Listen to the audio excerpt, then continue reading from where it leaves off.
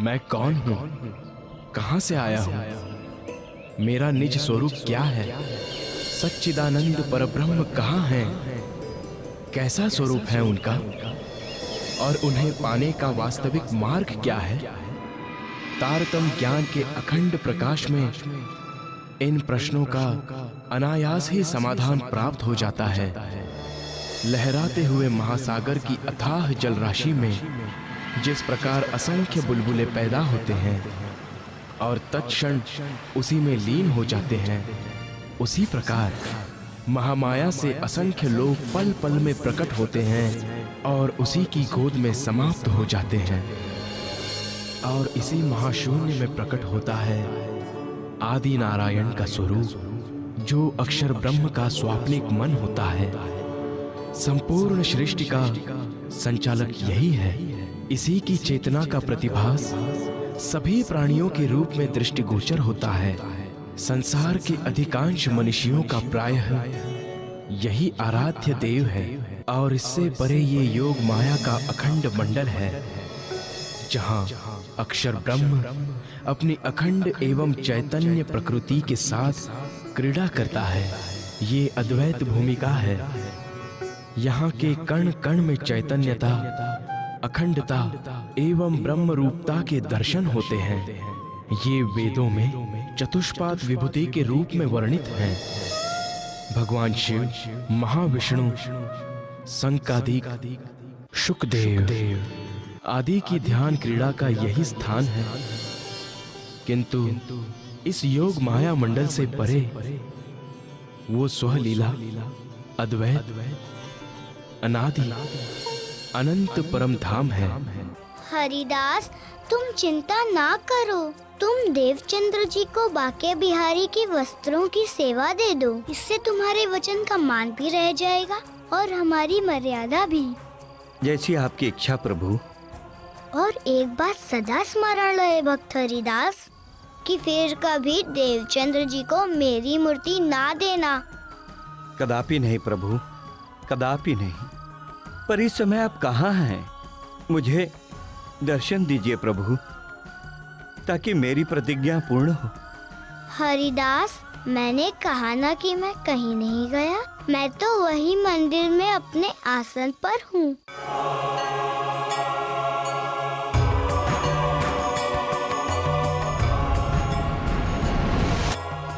प्रभु, प्रभु, प्रभु, प्रभु, प्रभु, प्रभु, प्रभु, प्रभु, प्रभु, प्रभु, प्रभु, प्रभु, प्रभु। अब सबसे पहले देवचंद्र जी को बाल मुकुंद जी के दर्शन और मूर्ति मिल जाने का शुभ समाचार सुनाना चाहिए। यह सारी बात बताकर उनसे क्षमा भी मांगनी होगी। उसके बाद ही मैं अन्न जल ग्रहण करूंगा। प्रभु, प्रभु।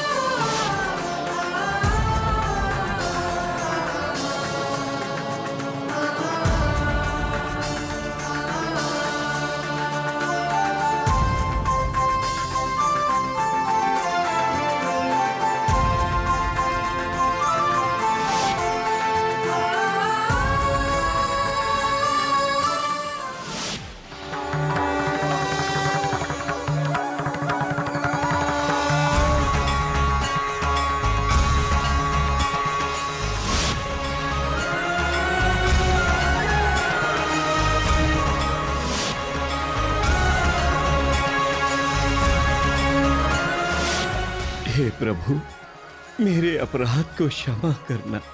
मेरे इस भयंकर अपराध का एक ही प्रायश्चित है कि मैं देवचंद्र जी के चरणों में गिरकर उनसे अपने अपराध के लिए क्षमा मांग लूं।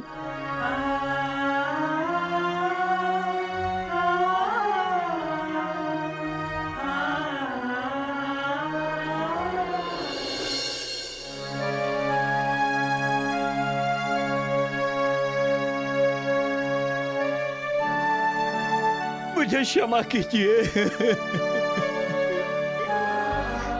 ये आप क्या अनर्थ कर रहे हैं? ऐसा अपराध मुझसे ना करवाइए।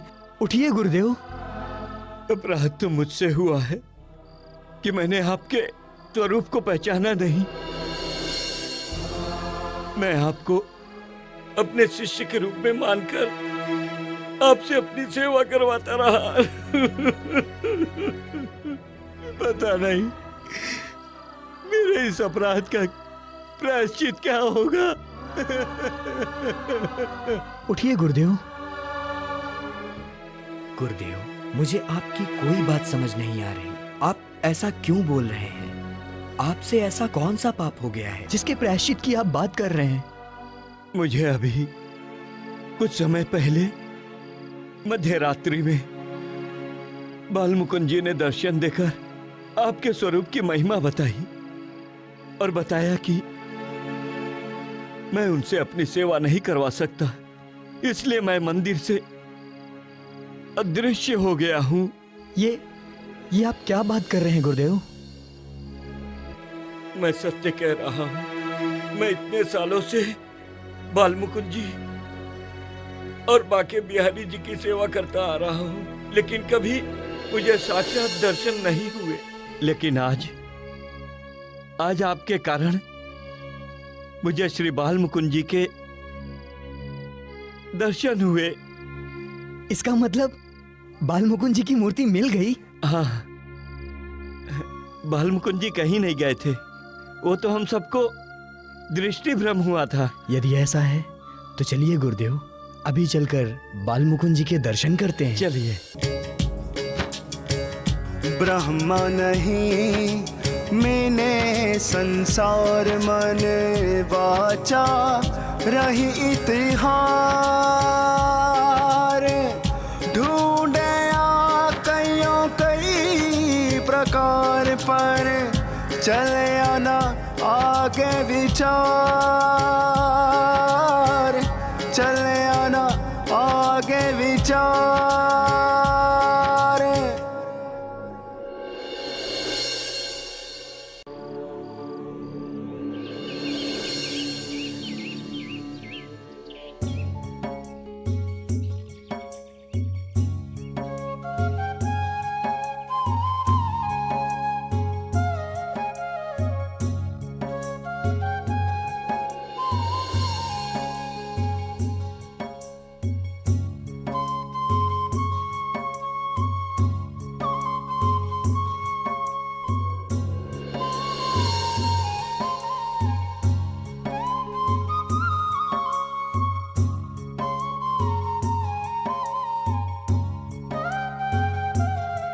देवचंद्र जी, अब मैं आपको बालमुकुंद जी के आदेशानुसार बांके बिहारी जी के वस्त्र देता हूँ। तुम इसी को कृष्ण जी का स्वरूप मानकर सेवा करो।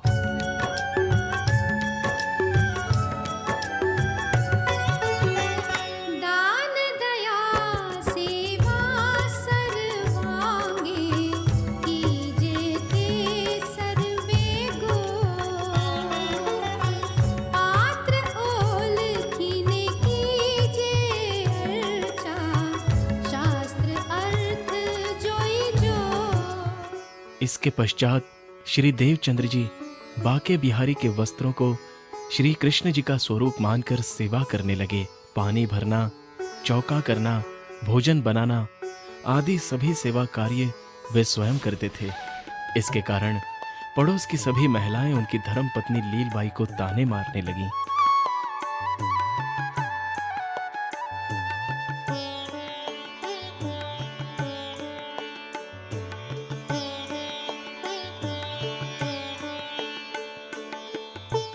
बात है, तुम सब यहाँ और वो भी एक साथ? हाँ, तुम कुएं पर नहीं आई, इसलिए हम सब ने सोचा कहीं तुम्हारा स्वास्थ्य तो नहीं बिगड़ गया। मैं तो आने ही वाली थी। क्यों झूठ बोल रही हो लील बहन? कुएं से पानी तो देवचंद्र जी ले आए।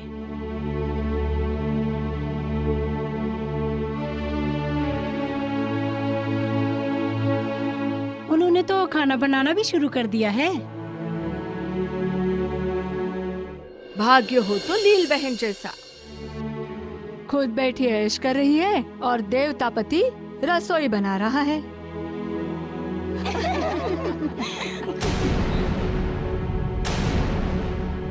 वैसे आज क्या बनाने का आदेश दिया है अपनी पति देव को? बहन, मेरे पति अपनी इच्छा से रसोई बना रहे हैं, वो भी हमारे लिए नहीं, अपने बाके बिहारी जी के लिए।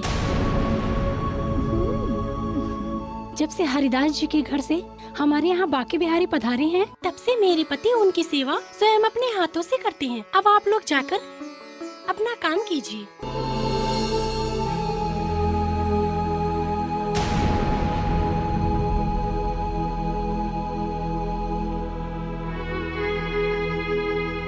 मेरी बहू ने क्या कहा, सुना कि नहीं तुम लोगों ने? हाँ, जाओ अपने अपने घर। काम धंधा कुछ है नहीं, चली आई दूसरों के घरों में झांकने के लिए। लाइए, रसोई मैं बनाती हूँ। नहीं, मैं बना लूंगा। क्यों नहीं समझते आप स्वामी? ये सब काम मेरा है, इसे मुझे करने दीजिए। नहीं लीलबाई, भोजन मैं बना लूंगा, आप जाकर दूसरे काम कर लीजिए। नहीं, मैं दूसरा काम नहीं करूंगी, मैं भोजन ही बनाऊंगी। क्या हुआ लीलबाई, आज आप इतना हट क्यों कर रही हैं? क्योंकि सारी मोहल्ले की औरतें अभी अभी मेरा मजाक बना के गई हैं। आप ये सब काम क्यों करते हो? तो आप मोहल्ले की औरतों की बातों से व्यतीत हैं। वो तो बाहर की हैं, वो नहीं जानती मैं ये कार्य अपने बाके बिहारी के लिए करता हूँ। किंतु आप तो जानती हैं, फिर आप अपने हृदय पर इतना बोझ क्यों ले रही हैं? आप मेरे माता पिता की सेवा करें, मैं उसी में खुश रहूंगा। जानती हूँ स्वामी, किंतु क्या आप मुझे सेवा का अवसर नहीं दे सकते? नहीं लीलबाई, क्योंकि सेवा के लिए अत्यंत शुद्ध भाव की आवश्यकता होती है और इसके लिए स्वरूप की पहचान भी जरूरी है। ये सेवा मेरा अपना निज संकल्प है। यदि सेवा करते समय तुम्हारे मन में क्षोभ, आलस्य या हल्का सा भी क्रोध का भाव आ गया तो तुम्हारी सेवा खंडित हो जाएगी। इसके लिए पूर्ण समर्पण की आवश्यकता होती है। आपकी ये ज्ञान भरी बातें मेरी समझ से परे हैं स्वामी। मैं सिर्फ सेवा जानती हूँ, कृपया मुझे वो करने दीजिए। मैं समझाता हूँ। जैसे तुम मेरी धर्म पत्नी हो और तुम मेरी सेवा करना चाहती हो, वैसे ही बाके बिहारी मेरे आराध्य हैं। मेरी आत्मा के पति हैं। मेरा आत्मिक प्रेम उनसे है और उसी आत्मिक प्रेम के अंतर्गत मैं उनकी सेवा करना चाहता हूँ। अब तुम ही सोचो, तुम्हारे होते हुए कोई दूसरी स्त्री अगर मेरी सेवा करना चाहे तो क्या तुम्हें अच्छा लगेगा? नहीं ना? बस इतनी सी बात है। समझ गई स्वामी। अब आप तन्मय होकर अपने बाके बिहारी जी की सेवा कीजिए, मैं आपको कुछ नहीं कहूंगी।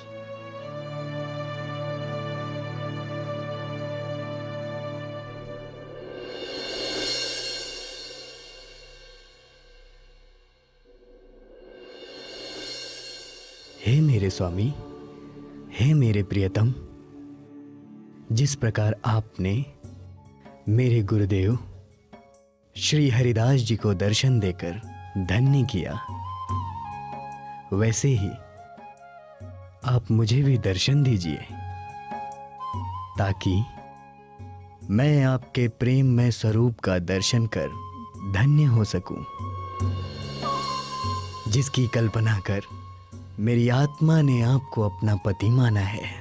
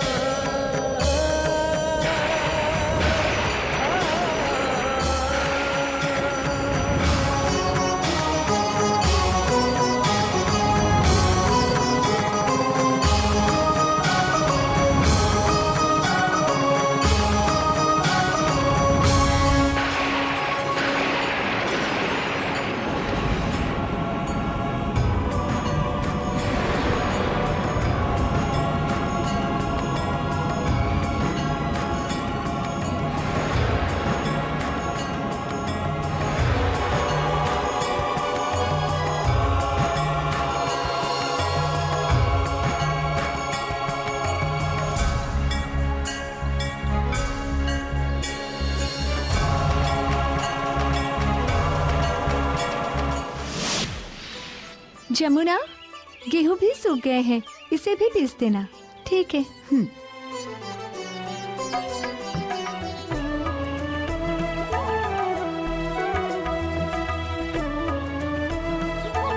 प्रणाम माते यशोदा। सुखी भव। आओ देवचंद्र, बहुत खुशी हुई तुम्हारे आने से। सब कुशल मंगल तो है ना? सब ठीक है माते यशोदा। ये तो श्री कृष्ण जी की याद आ गई तो उनसे मिलने चला आया। कहाँ हैं वे? कृष्णा तो अपने मित्रों के साथ उपवन में खेलने गया है। ऐसा करो, तुम पहले थोड़ा भोजन कर लो, बाद में कृष्णा से मिलने चले जाना। नहीं माते यशोदा। पहले मैं श्याम सुंदर के दर्शन करने वहीं उपवन में जाऊंगा, क्योंकि मेरा चित्त इस समय उन्हें मिलने के लिए तरस रहा है। ठीक है, जाओ, किंतु साथ में थोड़ी मिठाई भी ले जाओ, दोनों मिलके खा लेना। जैसी आपकी आज्ञा माते।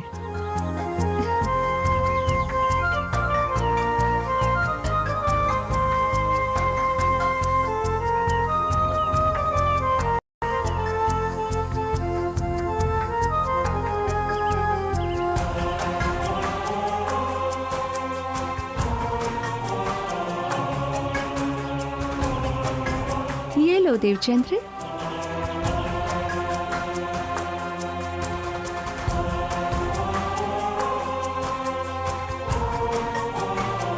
प्रणाम माते।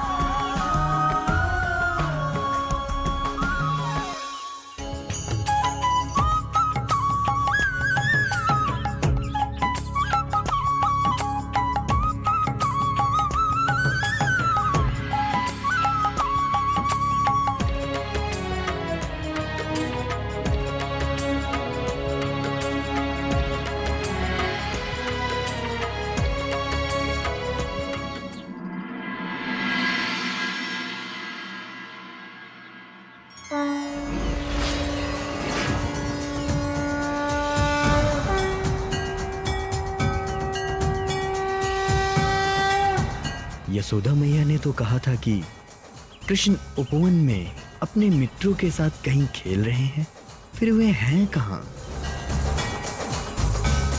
अरे भाई सुनो,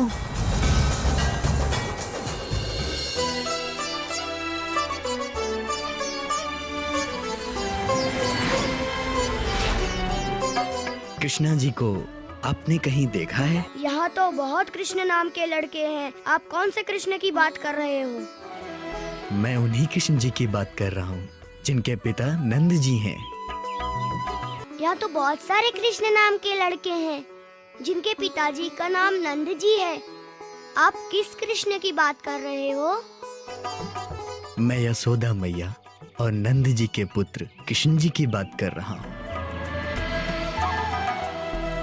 कान्हा, कान्हा,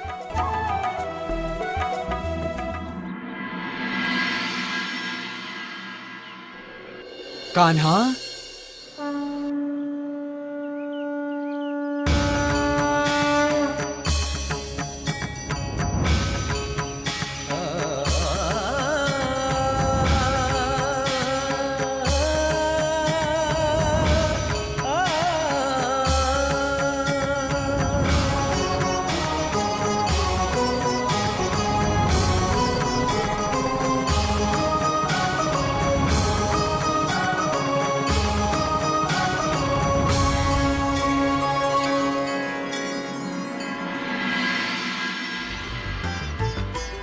हे श्याम सुंदर, इतनी देर से आप कहाँ थे? मैं कितनी देर से आपको ढूंढ ढूंढ कर परेशान हो गया था। मैं तो उस पेड़ के पीछे तुम्हारे उतावलेपन का आनंद ले रहा था देवचंद्र। आओ हम वहीं चल के बैठते हैं।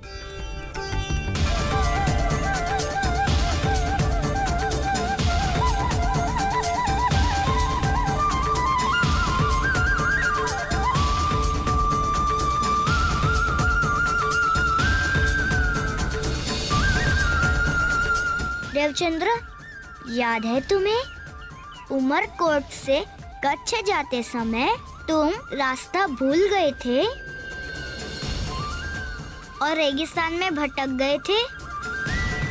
तब हमारी मुलाकात हुई थी।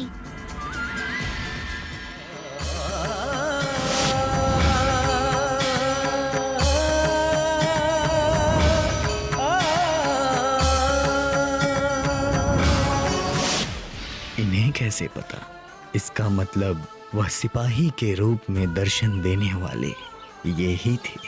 इतने दिन से तुम कहाँ थे?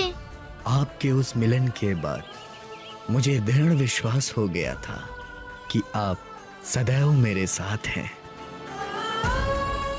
फिर भी मैं आपके दर्शन पाने के लिए जगह जगह आपको खोजता रहा। मैं आपके घर गया था तो यशोदा मैया ने ये मिठाई हम दोनों के खाने के लिए दी थी।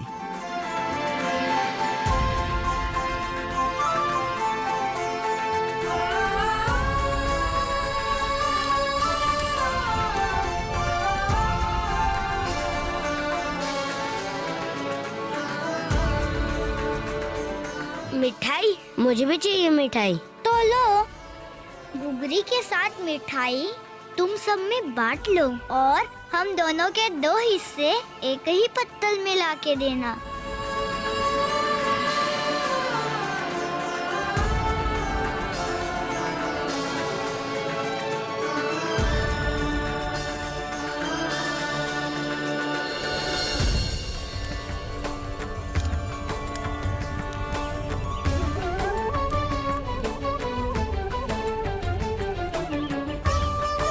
अच्छा हुआ कि तुम मिठाई लेकर आए। अब मिठाई और घुघरी खाने में बहुत मजा आएगा।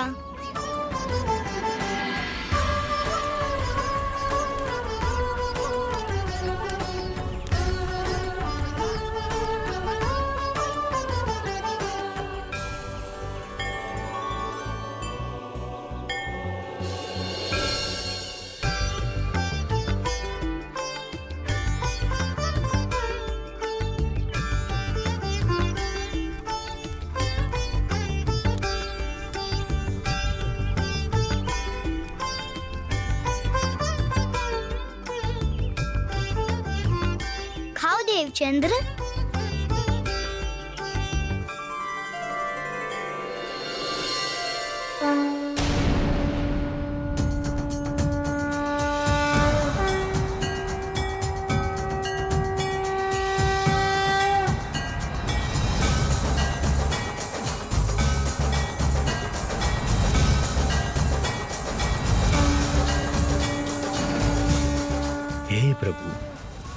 इसका अर्थ ये है कि मैंने सही में ब्रिजमंडल देखा है।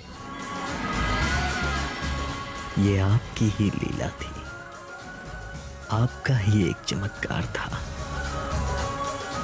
मैंने सही में आपसे संवाद किया, आपके लीला के मोह दृश्य को देखा, आपके पावन दर्शन किए। मैं कितना भाग्यशाली हूं। किंतु हे प्रभु, मेरा वहां से आने का मन ही नहीं था, फिर क्यों आपने मेरा ध्यान टूटने दिया? हे प्रभु, जब आपके साथ बिताया हुआ इतना थोड़ा समय इतना आनंददायक हो सकता है, तो पूरी रास लीला में कितना आनंद होगा। हे बाके बिहारी, आपकी लीला ने मेरे मन में इतनी उथल पुथल कर दी है कि अब मैं आपके दर्शन के बिना नहीं रह पाऊंगा। हे मोहन, मुझे उस लीला को फिर से देखना है। मुझे वो रास लीला दिखा दो। कृपा कर मेरी इस इच्छा को पूरा कर दो, हे मोहन।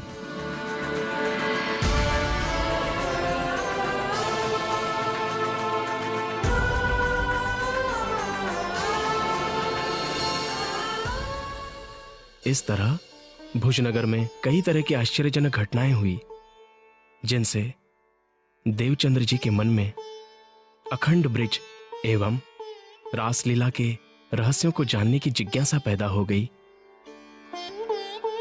जब श्री देवचंद्र जी ने अपने गुरु हरिदास जी के समक्ष अपनी ये जिज्ञासा रखी, तब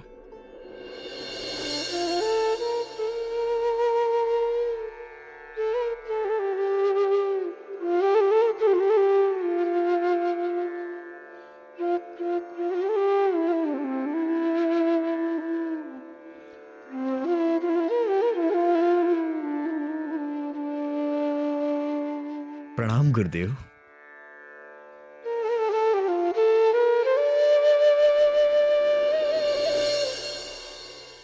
ये क्या कर रहे हैं आप गुरुदेव? आप मेरे गुरु हैं। आपका स्थान मेरा मस्तक है, मेरे चरण नहीं। नहीं देवचंद्र जी, मुझे ज्ञात है कि आप कोई साधारण व्यक्ति नहीं हैं। स्वयं बाल मुकुंद जी ने मुझे आपके स्वरूप की पहचान कराई थी, इसलिए उचित यही है कि मैं आपके चरण स्पर्श करूं, आपकी सेवा करूं। जिस प्रकार बांके बिहारी जी का अस्तित्व सत्य है, उनकी शोभा सत्य है, उनकी महिमा सत्य है, उसी प्रकार यह भी सत्य है कि आप मेरे गुरु हैं। इसलिए सेवा मात्र मुझे ही आपकी करनी चाहिए। मैं तो आपको यह बताने आया था कि कल ध्यान में मुझे अखंड ब्रजमंडल दिखाई दिया और मैंने वहां यशोदा मैया और कृष्ण जी से भेंट की और उनके हाथ से घुघरी और मिठाई का प्रसाद प्राप्त किया।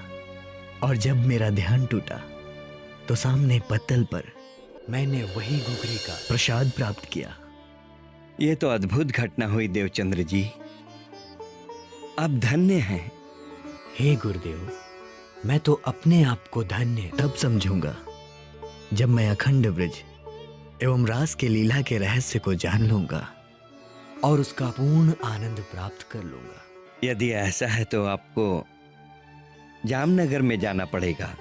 वहां राधा वल्लभी मार्ग के सबसे प्रख्यात आचार्य कांजी भट्ट हैं, जो श्याम जी के मंदिर में प्रतिदिन श्रीमद् भागवत की चर्चा करते हैं।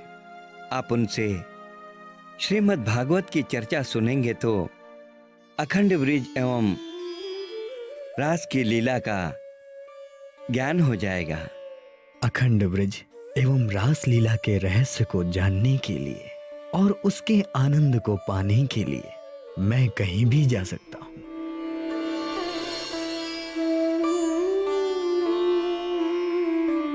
जैसी आपकी आज्ञा गुरुदेव। मैं आज ही वहां जाने के लिए प्रस्थान करता हूं। जिनसे मेरा इतना आत्मिक प्रेम है, भला उनको मैं जाने के लिए कैसे आज्ञा दे सकता हूं? मन में एक इच्छा है। कहिए ना गुरुदेव, यदि संभव हुआ तो अवश्य आपकी इच्छा पूरी करूंगा। आपकी छवि को मन की आंखों में बसाना चाहता हूं, इसलिए आप तब तक मेरे सामने रहें जब तक मेरी आंखें बंद ना हो जाए। उसके उपरांत मैं अपने मन को समझा लूंगा कि मैंने कोई सपना देखा था। भाव विभोर होकर गुरु की छवि निहार, देवचंद्र जी कर रहे दर्शन साक्षात्कार। नैनों में है नीर भरा, मन में स्नेह अपार, किंतु दुख बिछोह का मन में करे प्रहार, मन में करे प्रहार।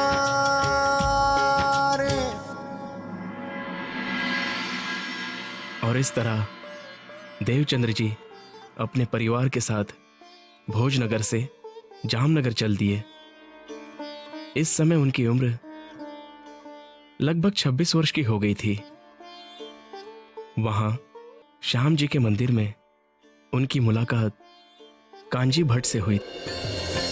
श्री कृष्ण गोविंद हरे मुरारे, हे नाथ नारायण वासुदेव। श्री कृष्ण गोविंद हरे मुरारे, हे नाथ नारायण वासुदेव। सकल जगत के तुम ही सहारे, सकल जगत के तुम ही सहारे, हे नाथ नारायण वासुदेव।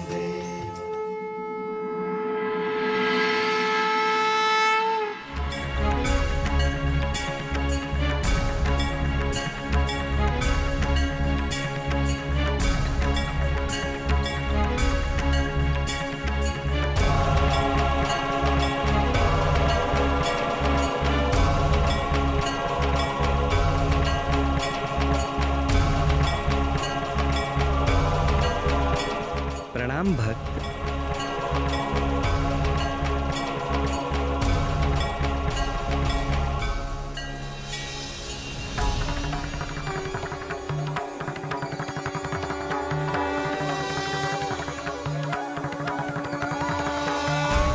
प्रणाम आचार्य जी।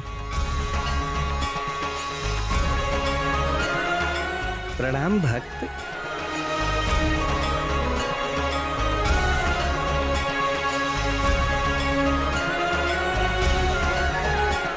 मेरा नाम देवचंद्र है और मुझे भोजनगर के श्री हरिदास जी ने आपके पास भेजा है। हरिदास जी ने? अच्छी बात है, कहिए मैं आपकी क्या सेवा कर सकता हूँ? जी, मैं श्री कृष्ण जी के अखंड व्रज एवं रास की लीलाओं के विषय में जिज्ञासा लेकर आपकी शरण में आया हूं। कृपया मेरी जिज्ञासाओं को श्रीमद् भागवत कथा अमृत के द्वारा शांत कीजिए। अवश्य भक्त, किंतु आज की चर्चा का समय समाप्त हो चुका है। ऐसा कीजिए, अब कल से प्रातः नियमित रूप से चर्चा सुनने आइएगा, ताकि आपके समस्त जिज्ञासाओं का समाधान हो सके। जैसी आपकी आज्ञा आचार्य जी। प्रणाम। प्रणाम।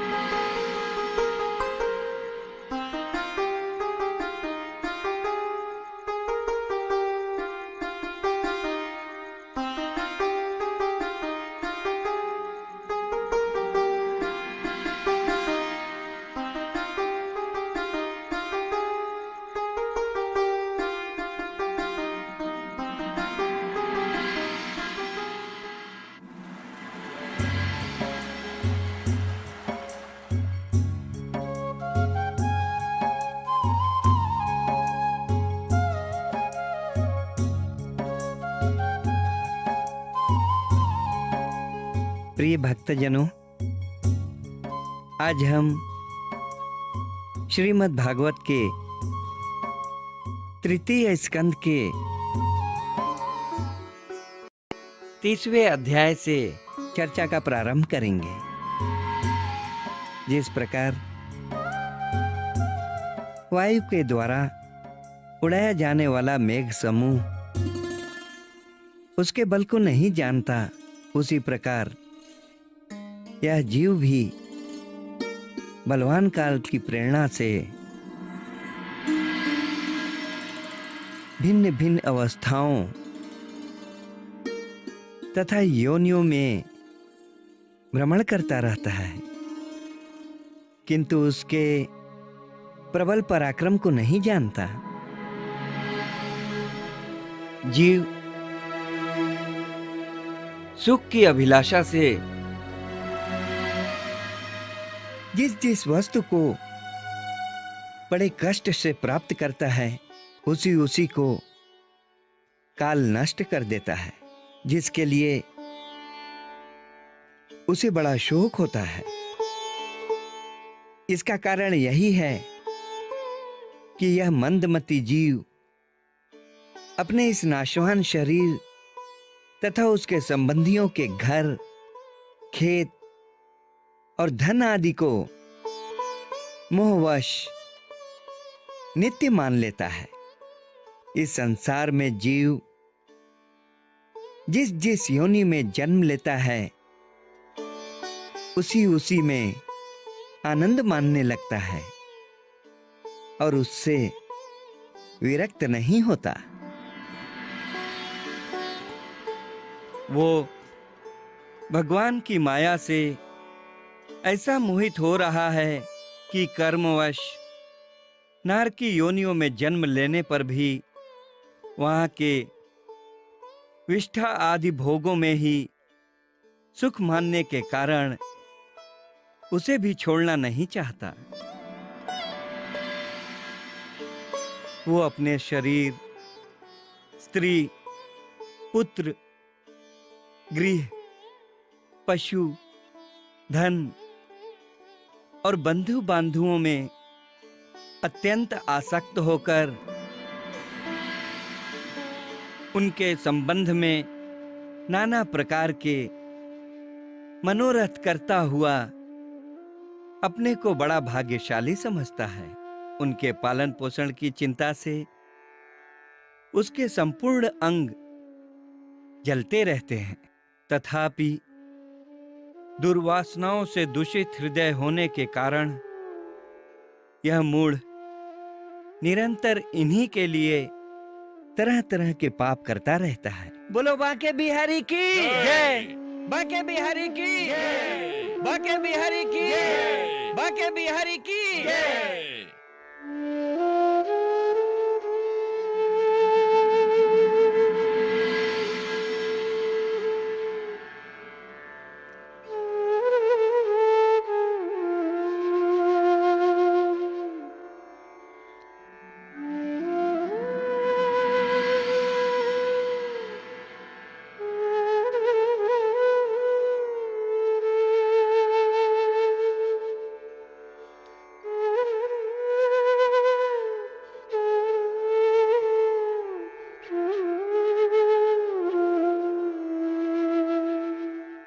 देवचंद्र जी, देवचंद्र जी,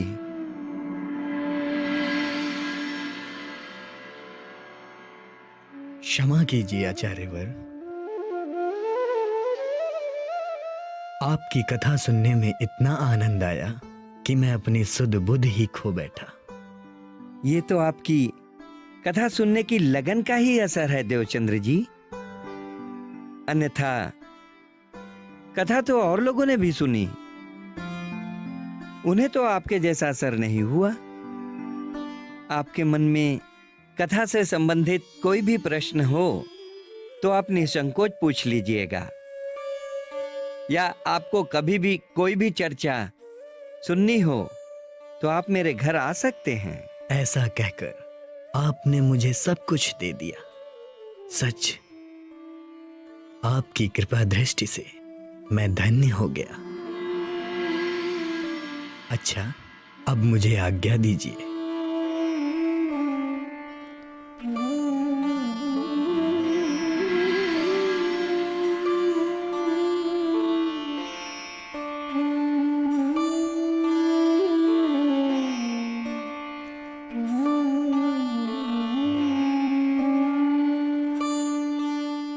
मेरा अनुभव कहता है ये साधारण भक्त नहीं है।